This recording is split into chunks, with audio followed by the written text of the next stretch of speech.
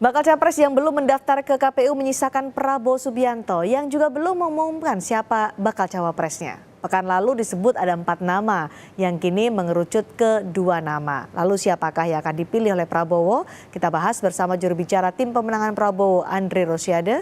Bergabung juga Direktur Eksekutif Indikator Politik Indonesia, Burhanuddin Muhtadi. Selamat malam Bung Andre. Mas Burhan. Malam Cindy, malam Malam, Mas Burhan. malam Baik. Bung Andri, Semangat malam. politik nomor Bung satu. Andre, kata Pak Prabowo ojo ke susu, ojo gerasa-gerusu, tapi sudah ada 2 pasangan calon yang mendaftarkan ke KPU hari ini. Apakah masih belum ke susu juga, belum ingin segera menentukan bacawa presnya? Ya, Cindy, jadi gini Cindy. Saya ingin jelaskan dulu bahwa kami punya mekanisme pengambilan keputusan. Mekanisme pengambilan keputusan itu apa? Bahwa pengambilan keputusan siapa cawapres Pak Prabowo akan dilakukan oleh Pak Prabowo sama dengan para ketua umum partai yang ada di Koalisi Indonesia Maju. Ya. Sehingga saat ini tidak bisa dilakukan forum ketua umum untuk melakukan musyawarah untuk mufakat karena keberadaan Bang Zulhas, ketua umum PAN masih di luar negeri mendampingi Presiden Jokowi untuk kunjungan kenegaraan. Oke. Nah, insya Allah Bang Zulhas sudah mempercepat kunjungan pulangnya. Insya Allah hari Jumat siang, insya Allah beliau sudah berada di Indonesia. Nah, mungkin setelah beliau segera kembali sampai Indonesia, tentu akan segera dilakukan rapat forum ketua umum untuk melakukan musyawarah untuk mufakat menentukan cawapres Pak Prabowo. Karena sekali lagi itulah komitmen Partai Gerindra bersama partai di Koalisi Indonesia Maju. Kita duduk sama rendah, berdiri sama tinggi, tanpa ada politik tinggi yang ditunggu yang berbeda akan dengan yang lain yang kita bisa menyampaikan bahwa calon dari saya ini, kalau kami calon dari kami gitu. Baik, yang ditunggu akan pulang hari Jumat. Apakah akan diumumkan siapa bacawa presnya Sabtu besok? Mudah-mudahan, insya Allah harapan saya pribadi ya, saya berharap hari Sabtu sudah bisa mudah-mudahan diumumkan calon wakil presidennya Pak Prabowo, sehingga hari Minggu ya mudah-mudahan kita sudah mendaftar ke KPU supaya tidak menyebabkan kemacetan karena mungkin pendukung Pak Prabowo akan tumpah ruah mengantarkan Pak Prabowo ke KPU. Oke, apakah Tapi juga akan menunggu konsultasi dengan Presiden Joko Widodo, karena sebelumnya kan ketika ditanyakan soal bacawa pres nanti kita akan konsultasikan kepada Presiden Jokowi. Iya, memang sekali lagi Pak Prabowo ini adalah calon presiden yang berkomitmen paling jelas dan tegas bahwa beliau ya pemerintahan Pak Prabowo adalah keberlanjutan pemerintahan Pak Jokowi. Makanya koalisi kami adalah Koalisi Indonesia Maju yang sama dengan nama kabinet pemerintahan Pak Jokowi. Dan alhamdulillah ketua umum yang ada di Koalisi Indonesia Maju ya semuanya tim Pak Jokowi. Nah, saya tidak tahu teknisnya Mbak, karena sekali lagi itu adalah domain Pak Prabowo dan para ketua umum, ya. Tapi yang jelas Pak Prabowo dan cawapresnya ini adalah keberlanjutan dari pemerintahan Pak Jokowi. Nah, pertanyaan siapa yang menjadi cawapres Pak Prabowo? Wallahu alam, saya tidak bisa menjawab. Tapi yang menarik, membaca hasil survei LSI Jayadi Hanan yang tadi hari ini dirilis, itu sangat menarik bahwa Pak Prabowo dengan siapapun cawapresnya, baik Mas Gibran, Pak Erik maupun Bu Khofifah, itu unggul dibandingkan Pak Ganjar dan Mahfud serta Mas Anies dan dan Gus Muhaimin. Bahkan yang saya patut syukuri adalah bahwa head to head Pak Prabowo dan Mas Ganjar itu 11%. Baik, itu masalah survei nanti kita akan bahas juga dengan Mas Burhan. Nah, ini perlu kita jelaskan. Bung Andre, ya, gimana? Bung Andre, karena tadi sudah ada kisi-kisi dari Sekjen Partai Gerindra, Pak Ahmad Muzani, bilang bahwa dari pantun itu orang yang berusia anak muda, kemudian berpengalaman di pemerintahan. Selama ini kan ada 2 nama, Gibran Raka Buming Raka atau Erick Thohir. Dari 2 nama ini benarkah yang beredar? Itu kalau lihat rekaman Kompas itu ya di samping Pak Muzani itu kan saya itu yang baca contekannya. Saya bacakan dulu pantunnya supaya kita bisa menanggapi pantunnya. 2 pantun. Yang pertama, Indonesia negeri yang kaya, penduduknya berjuta-juta. Kita ingin Indonesia jaya. Prabowo dan anak muda jawabannya. Itu pantun yang pertama. 2 itu, beli pisang sambil sepedaan. Pulangnya mampir stasiun balapan. Solo ya, stasiun balapan Solo. Prabowo segera diumumkan. dia sosok berpengalaman di pemerintahan. Nah, itu kisi-kisi yang disampaikan Pak Muzani. Kebetulan waktu beliau pidato menyampaikan kisi-kisi, saya ikut di samping Nah, dong. apakah itu Gibran atau Erick Thohir? Saya tidak tahu siapa yang akan dipilih. Terus terang, Cindy. Ya, terus terang, Cindy. Karena itu ada domainnya Pak Prabowo dan para ketua umum. Andre Rosiade tidak terlibat pengambil keputusan. Tapi Andre Rosiade dan seluruh kader Partai Gerindra dan seluruh Koalisi Indonesia Maju akan tegak lurus dengan keputusan Pak Prabowo bersama para ketua umum partai. Karena mungkin Presiden Pak Prabowo dan Wapresnya akan mampu memenangkan kontestasi dan akan mampu melanjutkan keberhasilan pemerintahan yang selama ini. Karena SKCK Erick Thohir juga sudah beredar ini, surat tidak pernah dipidana dari pengadilan juga sudah keluar. Ini bikin SKCK itu 1 hari selesai sih. Bisa hari Jumat. Tapi kan mepet-mepet dengan pendaftaran capres-cawapres nih. Sabtu masih bisa dibikin, hari Minggu juga masih bisa dibikin. Karena penutupan pendaftaran itu hari Rabu di tanggal 25. Jadi apapun masih mungkin bisa terjadi. Baik, Mas Burhan, ini kan dari kisi-kisi Sekjen Gerindra dibacakan tadi juga pantunnya oleh Bung Andre. Ini merujuk pada nama yang sering beredar di masyarakat, Gibran atau Erick Thohir. Siapa yang paling berpeluang menurut Anda menjadi bacawa pres Prabowo? Nah, kalau melihat perkembangan hari ini, Gibran memang menempati race paling depan terkait dengan potensi cawapres Pak Prabowo. Tetapi belum menyentuh garis finish. Artinya masih ada kemungkinan nama lain yang mungkin saja menghasilkan semacam plot twist di ujung. Jadi entah itu Erick, bisa juga Hovifah, tetapi antara 3 nama ini yang menurut saya potensial menjadi pendamping Pak Prabowo. Nah, saya sendiri melihat tidak ada kebutuhan yang harus mempercepat Pak Prabowo harus mengumumkan cawapresnya. Kenapa? Karena waktunya masih kurang lebih seminggu. Dan kalau misalnya dipercepat, menurut saya malah merugikan dari sisi drama politik untuk menarik perhatian publik. Jadi semakin ditunda perhatian publik, itu akan ketarik untuk melihat siapa pendamping Pak Prabowo. Strategi untuk mengulur perhatian publik atau sebenarnya memang belum punya sama sekali bayangan siapa bacawa presnya? Karena masih koalisi yang gemuk ini apakah membuat Koalisi Indonesia Maju juga tertinggal mengumumkan bacawa presnya? Ya, selain itu saja waktunya juga masih tersedia, Cindy. Tetapi kalau dari sisi postur koalisi Indonesia Maju memang lebih sulit untuk mencari titik temu berkaitan dengan siapa cawapres yang mau diusung.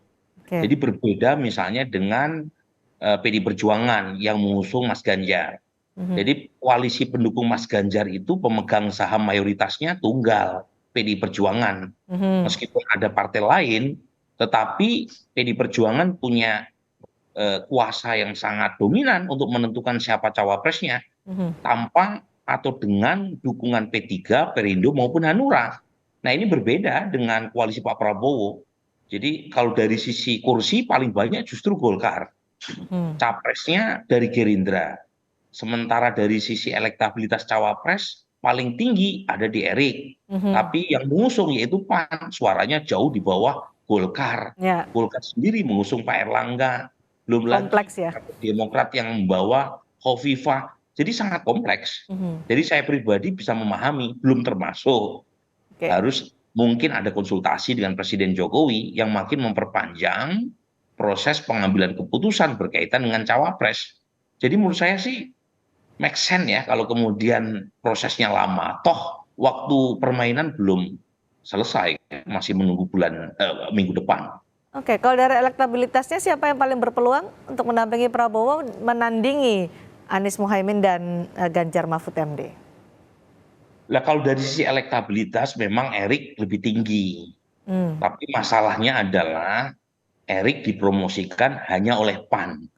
Sementara partai pendukung koalisi yang lain itu banyak. Sebaliknya Erlangga, Ketua Umum Partai Golkar, partainya besar. Elektabilitas personal Erlangga kecil. Nah, makanya pada titik ini ada potensi dicari satu cawapres yang bisa menjadi titik temu untuk mengatasi potensi deadlock. Dan itu ada di Gibran. Cuma masalahnya adalah ada perhitungan yang harus dikalkulasi secara matang. Apa itu, Mas? Elektoral. Jadi begini sini, pendukung Pak Jokowi jadi begini, pendukung Pak Prabowo itu datang dari dua kolam. Yang pertama adalah basisnya sendiri, yaitu mereka yang pernah memilih Pak Prabowo di 2019 dan kembali memilih Pak Prabowo jika survei dilakukan hari ini. Itu sebanyak 56%. Nah, yang kedua itu pemilih Pak Jokowi yang sudah memilih Pak Prabowo. Jadi basis selama Pak Jokowi hijrah ke Pak Prabowo. Berapa banyak? 29%. Sebagian besar adalah basis selama Pak Prabowo. Nah, kalau kita teliti siapa itu basis selama Pak Prabowo yang masih memilih Pak Prabowo, itu umumnya mereka yang kritis sama pemerintahan Pak Jokowi. Jadi cenderung tidak puas, untuk tidak mengatakan anti. Yang betul-betul anti udah pindah ke Anies. Nah, pertanyaannya, apakah basis selama Pak Prabowo bisa menerima kalau misalnya Pak Prabowo meminang anaknya Pak Jokowi sebagai cawapres? Nah, ini pertanyaan penting nih. Sebab kalau misalnya mereka tidak bisa menerima atau sebagian di antaranya menolak, itu mereka potensial pindah ke Anies.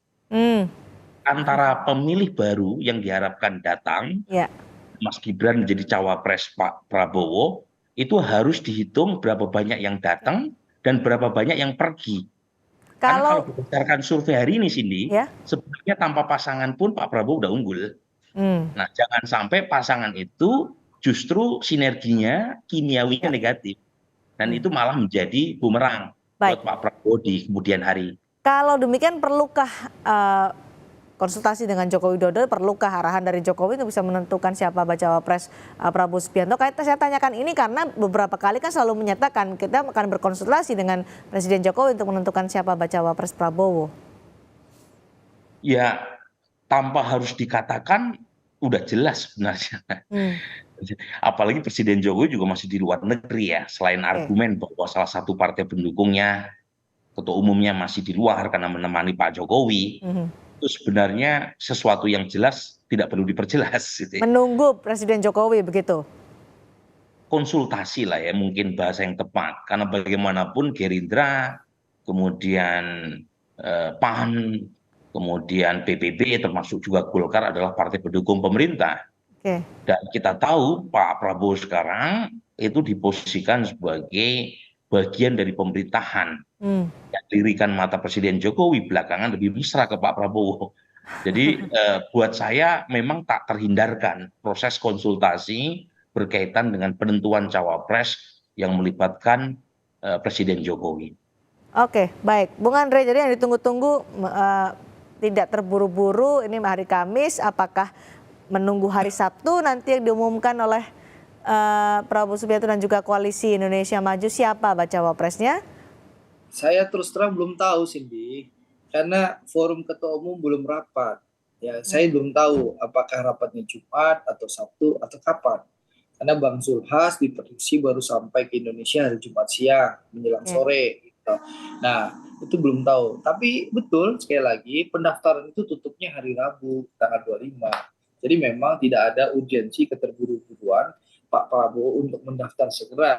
Apalagi terus terang para sekjen, pimpinan kami terus bekerja untuk mematangkan bagian tim sukses dan ketua tim pemenangan, serta mematangkan visi dan misi. Saat ini simultan terus saling bekerja. Di samping kita menunggu Bang Zulhas pulang dan segera mengadakan rapat. Dan ditanyakan siapa, saya belum tahu. Tapi yang jelas kalau mengutip surveinya LSI yang baru dirilis siang ini, ya alhamdulillah kita patut syukuri Pak Prabowo meskipun difitnah, disebar oleh hoax, ya alhamdulillah unggul hampir 11% di atas Mas Ganjar. Ini patut kami syukuri, alhamdulillah. Baik, tapi tadi ada peringatan juga dari Mas Burhan, kalau salah berhitung jangan sampai ada suara yang kabur dari Prabowo Subianto yang akan merugikan Prabowo Subianto dalam penentuan bacawa presnya. Sambil menunggu Bang Zulhas pulang, tentu para pimpinan terus berhitung. Baik, menunggu ketua umum PAN pulang hari Jumat ya, Bung Andre. Jadi kita tunggu setelah hari Jumat. Sing sabar. Kita akan tunggu setelah hari Jumat. Apakah akan segera diumumkan oleh Koalisi Indonesia Maju siapa? Nanti pulang hari Jumat, masih ditunggu, belum juga keluar keputusan. Nunggu Pak Jokowi pulang hari Sabtu, belum juga keluar keputusan. Nah, hati-hati, waktu mulai bergulir menuju ke penutupan. Mas Burhan, insya Allah kami akan ke KPU sebelum penutupan. Oke, sebelum penutupan, bisa berapa jam sebelum penutupan itu juga masih termasuk. Baik, terima kasih Bung Andre. Terima kasih juga Mas Burhan sudah berdiskusi bersama kami di Sapa Indonesia malam hari ini. Terima kasih. Selamat malam.